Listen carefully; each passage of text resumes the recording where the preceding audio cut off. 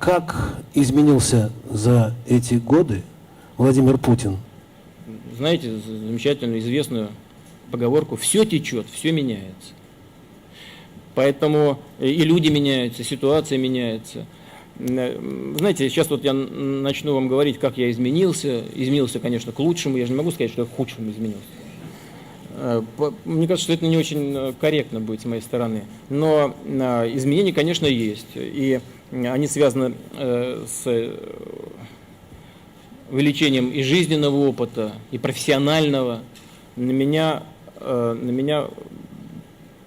я в этом уверен, очень позитивно подействовала работа в качестве председателя правительства в течение 4 лет. Причем в очень ответственный для страны период жесткого, острого кризиса, когда напрямую приходилось брать на себя ответственность. И от нее никуда нельзя было, ну то есть можно было, конечно, но я считал, что это абсолютно неправильно, увильнуть.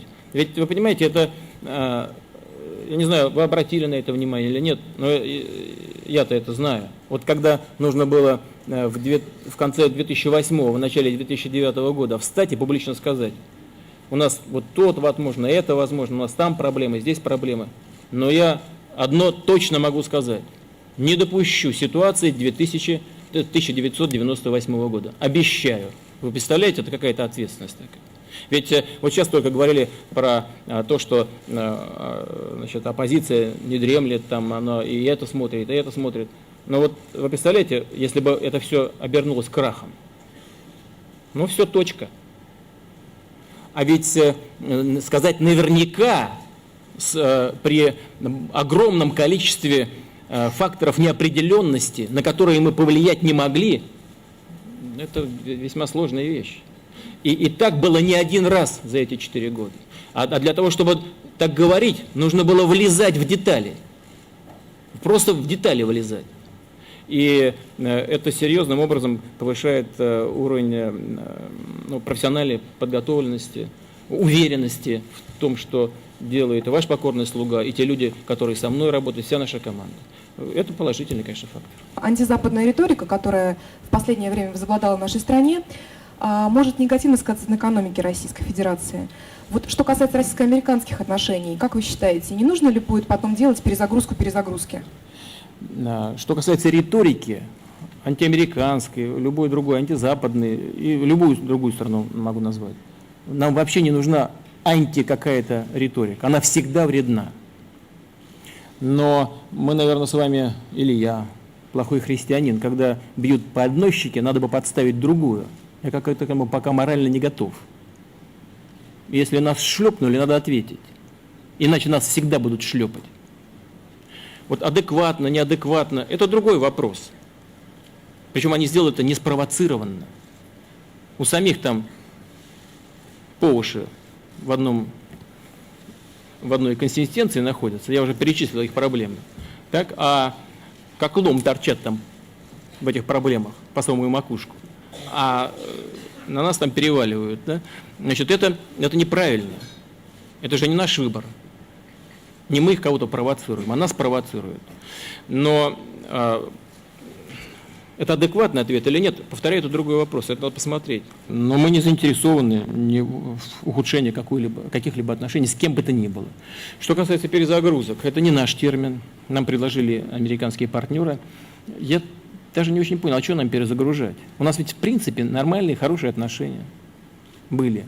Они испортились, относительно испортились, в связи с тем, что у нас была другая позиция по Ираку. Вот отсюда начались проблемы. Но я хочу обратить ваше внимание на то, что мы даже не инициативно заняли эту позицию.